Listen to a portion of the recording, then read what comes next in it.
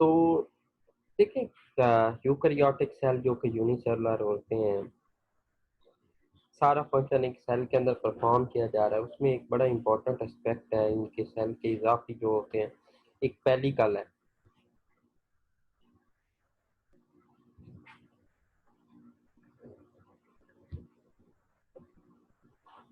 Pellicle क्या होती है?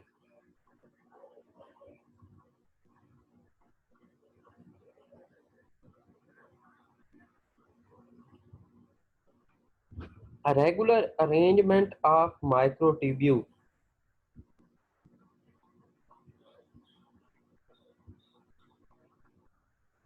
क्या चीज है?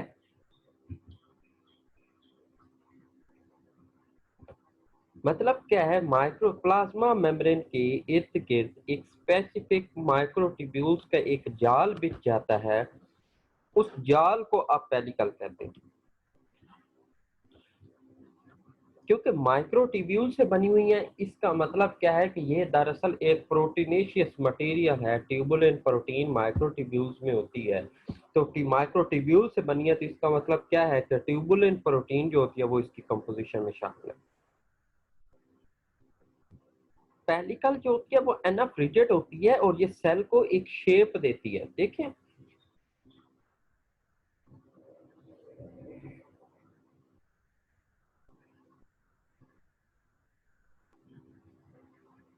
एक सेल है तो सेल को शेप तो देनी है। देखिए, अमेबा है, उसकी एक अपनी शेप है।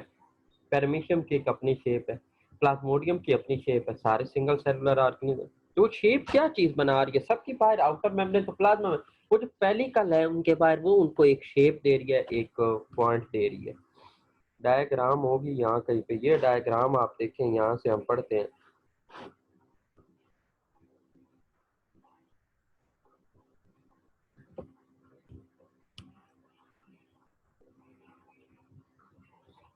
दो किस्म का प्लाज्मा होता है इसमें, मतलब साइटोप्लाज्म दो किस्म का होता है।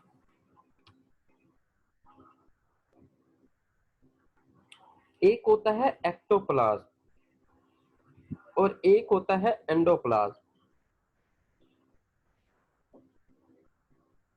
एक्टोप्लाज्म नाम से जाहिर हो रहा है ऐसा प्लाज्मा जो कि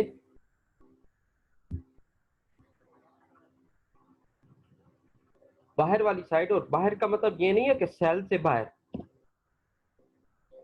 वो बिल्कुल प्लाज्मा मेम्ब्रेन के बिल्कुल नीचे करके, जैसे यहाँ एरो से मेंशन किया, यहाँ पे करके होगा। मतलब प्लाज्मा मेम्ब्रेन के एग्जैक्ट नीचे जो साइटोप्लाज्म की एक तह होती है उसे आप बोलते हैं एक्टोप्लाज्म। ये क्लियर होता है और फिर सख्त होता है थोड़ा सा, और क्लियर होता है जैसे वाटर, बिल्कुल साफ, कोई चीज इसमें नजर नहीं आ सकती। जबकि एंडोप्लाज्म वो होता है जो कि सेंटर में जाकर होगा।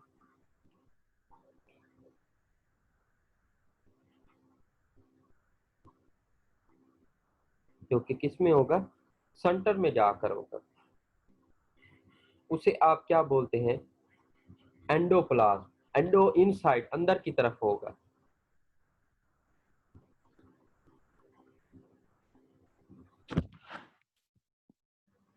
मैं कोशिश करता हूँ आवाज का मसला हल हो जाए। एक है एंडोप्लाज्म, एक एक्टोप्लाज्म वो है जो बाहर की तरफ, मतलब बिल्कुल प्लाज्मा मेम्ब्रेन के नीचे एग्जैक्ट जो मौजूद होती है, एक है उसे एक्टोप्लाज्म, और वो जरा सख्त होगा, जेलीनुमा होगा और क्लियर होगा, साफ होगा। एक होता है एंडोप्लाज्म जो सेंटर में सेल के अंदर मौजूद होगा और वो क्लियर नहीं होगा, बल्कि उसमें दानेदार साख्तें नजर आ रही होंगी, ऐसे को आप एंडोप्लाज्म कहते हैं।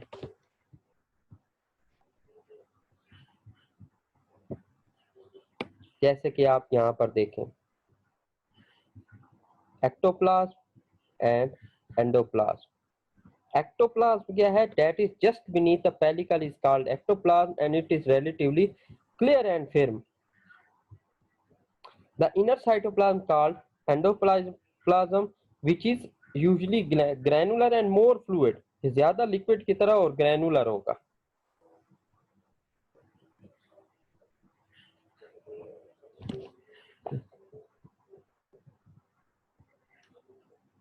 वो कह रहा है यहाँ पर कि ये एंडो एक्टोप्लाज्म बाज कैटेगरीज के अंदर क्या होता है कि एक दूसरे में इंटरचेंज होता है और इसके इंटरचेंज होने की वजह से मूवमेंट होती है। ये एक खास किस्म के जानदार के अंदर होता है। तो जो हम आगे पढ़ेंगे वो जानदार दरअसल अमेबा है। अमेबा के अंदर एक्टो और एंडोप्लाज्म एक दूसरे में चेंज होते रहते हैं और मूवमेंट होती है।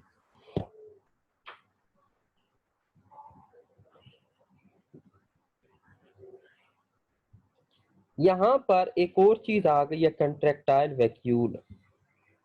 क्या है? Contractile vacuole. नाम से जाहिर हो रहा है कंट्रैक्ट करता है। वैक्यूल क्या होता है? एक थैली है जिसके अंदर चीजें स्टोर होती हैं, जिसके अंदर चीजें कंट्रोल होती हैं, स्टोर हो रही होती हैं। एक सिंगल मेम्ब्रेन बाउंडेड जो वेसिकल होता है, थैली होती है, उसे आप वैक्यूल। कॉन्ट्रैक्टाइल वैक्यूल ऐसा वैक्यूल जो कॉन्ट्रैक्ट करता है। इसका काम क्या है? इसका काम दरअसल ये है कि फ्रेश वाटर प्रोटोजोन जो है उनकी बॉडी के अंदर वाटर जो एक्सेस में इकट्ठा हो जाता है, एक्सेस ऑफ वाटर को बॉडी से रिमूव करने के लिए ये कॉन्ट्रैक्टाइल वैक्यूल होते हैं, जिनके अंदर वाटर स्टोर होता है। फिर ये कॉन्ट्रैक्ट करते हैं, वाटर बाहर आ जाता है।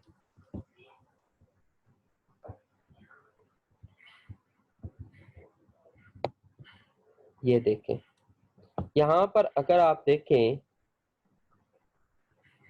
तो ये कॉन्ट्रैक्टाइल वैक्यूल है जो कि एक साइड पर सेल पर क्या है? मौजूद है।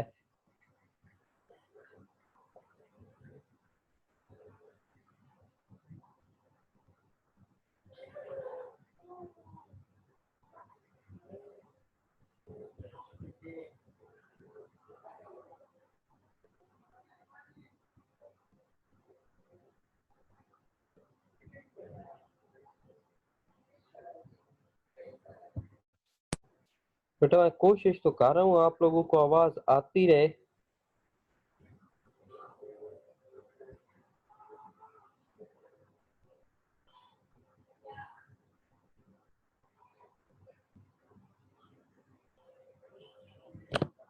अब बच्चे इसमें देखें, रिकॉर्डिंग हो रही है, रिकॉर्डिंग मिल जाएगी, अदरवाइज नहीं तो आप लोगों को।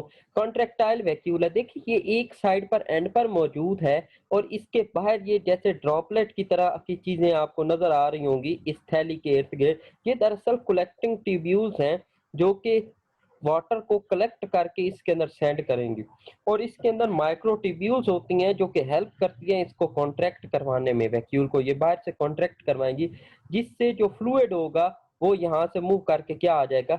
बाहर आ जाएगा इस सुराख से। ये सिस्टम होता रहेगा।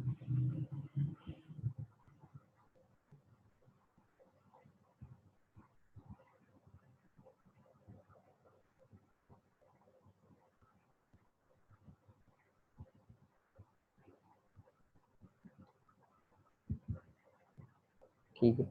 इसके बाद अगर हम देखें तो इसके अंदर इसमें देखें, remove excess water in some protozoa contractile vacuole formed by the coalescence of smaller vacuole। Animal में क्योंकि वैक्यूल, प्लांट्स में बाज का बड़े बड़े वैक्यूल होते हैं, तो ये कि coalescence of small, coalescence joining छोटे छोटे वैक्यूल्स इकट्ठे होकर इस तरह के बड़े vacuole. In other the vacuole are permanent organelle. कुछ में ये परमानेंट और कुछ में क्या है, वो कह रहा है कि छोटे छोटे वैक्यूल इकट्ठे होकर बड़ा बनाते हैं, काम करते हैं, उसके बाद फिर छोटे टूट जाता है। और कुछ में परमानेंट होता है। That collecting tubules radiating into the side, जिसमें कलेक्टिंग ट्यूब साइड्स पर मौजूद होंगे। Contracting in filaments have been implicated in the empty of. और उसमें क्या होंगे? माइक्रो फिलामेंट, माइक्रो ट्यूब्यूल्स होंगी जो कि कॉन्ट्रैक्ट करने की एबिलिटी रखती हैं, वो उस उसको वैक्यूल को कॉन्ट्रैक्ट करवाएंगे। उसके बाद नेक्स्ट टर्म आप देखिए, नेक्स्ट टर्म जो यहाँ पर है वो आपके पास है साइटोफेरिंक्स।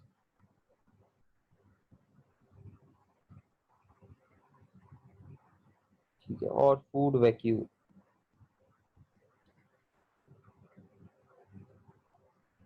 साइटोफेरिंक्स क्या है? साइटोफेरिंक्स क्या होते हैं? वो खाने खाने की नाली को फेरिंक्स कहते हैं, जहाँ से सांस और खाना दोनों इकट्ठा गुजरता है। तो फेरिंक्स, साइटोफेरिंक्स क्या होगा? ये सेल का मुंह है, आप ये समझे। तो क्या होता है? साइटोफेरिंक्स सेल का क्या है? माउथ है।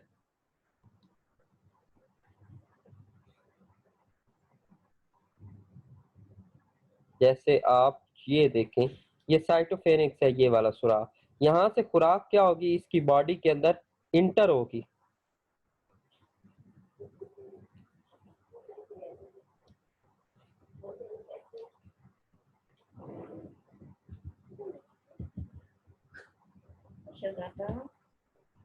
मेरे चांद का टुकड़ा।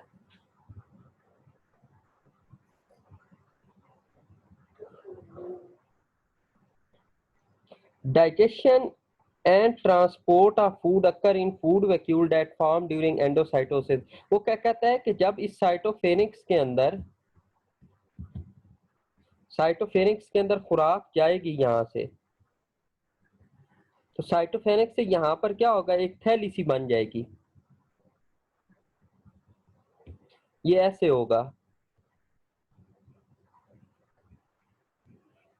यहाँ खुराक आई, यहाँ पे रेड एरो है, पीछे से क्या होगा, मेम्ब्रेन बन जाएगी इस तरह। मेम्ब्रेन बनने के बाद अब ये क्या बन गया, एक थैली बन गई है। ये थैली बन के अंदर चली जाएगी और अंदर जाने पर वो थैली जिसके अंदर अब खुराक है, उसको आप क्या बोलते हो, फूड वैक्यूल कह देते हो। क्या कह देते हो? जैसे ये एक फूड वैक्यूल है,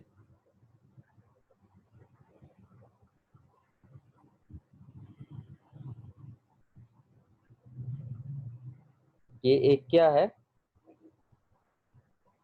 फूड वैक्यूल है, खुराक है इसके अंदर। अब ये क्या करेगा, ये किसी भी लाइसोसोम के साथ जुड़ेगा। लाइसोसोम इसके अंदर खुराक के डाइजेशन करेगा, डाइजेशन के बाद इन्हें विटामिन मिल जाएंगे। बाकी वेस्ट इस थैली के जरिए एक और सुराख के साथ बाहर निकल जाएगा और उस सुराख को आप क्या बोलते हैं, साइटोफाइज कहते हैं। क्या कहते हैं आप लोग? साइटोफाइज। साइटोफाइज वो सुराख है जिसके जरिए बाहर जाएगा खुराक, और साइटोफेनिक्स वो हिस्सा है जहां से खुराक सेल के अंदर इंटर होगी। और वो वैक्यूल जो खुराक अंदर लेके आया वो फूड वैक्यूल है, जो बाहर ले जा रहा है उसे इजेक्शन वैक्यूल कहते हैं। ये आपके पास, यहाँ तक आपके पास मेंटेनिंग होम्योस्टेसिस के ये अपने बॉडी के जो फंक्शन है वो कैसे परफॉर्म करता है वो इसके अंदर आ गया। आगे रिप्रोडक्शन है वो इंशाल्लाह फिर बाद में पढ़ेंगे, क्योंकि मीटिंग टाइम एंड होने वाला है, सारा टाइम ऐसे गुजर गया। किसी किस्म का कोई क्वेश्चन है, कोई चीज है, तो वो आप लोग मुझसे पूछ सकते हैं, मुझसे क्लियर कर लें। मैं आप लोगों के माइक ऑन करता हूँ, आप लोग मुझसे किस क्वेश्चन कर सकते हैं।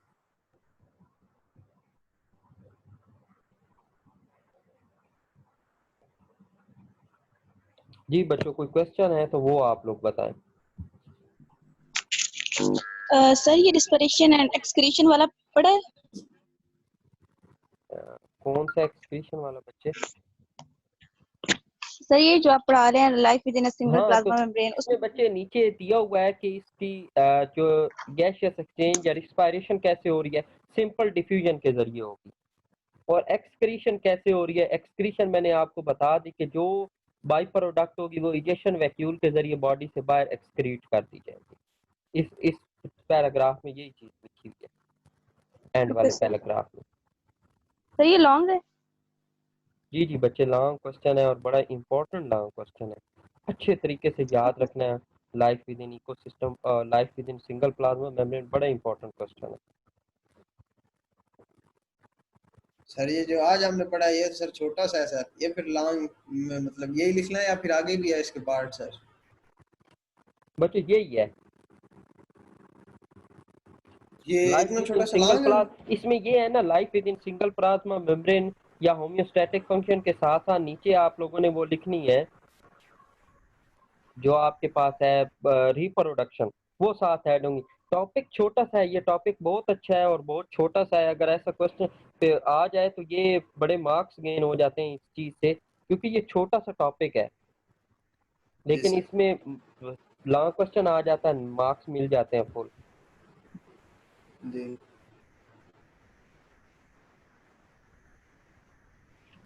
उसकी टेंशन ना लिया करें बच्चे, बीएस में बहुत छोटे छोटे टॉपिक आ जाते हैं जो कि कवर करने होते हैं। वो छोटा सा 10-10 नंबर का, 8-8 नंबर का क्वेश्चन आ जाता है, लेकिन वो 4 लाइनें 5 लाइनों का क्वेश्चन सारा होता है। बस आप तैयारी किया करें। बिल्कुल सर।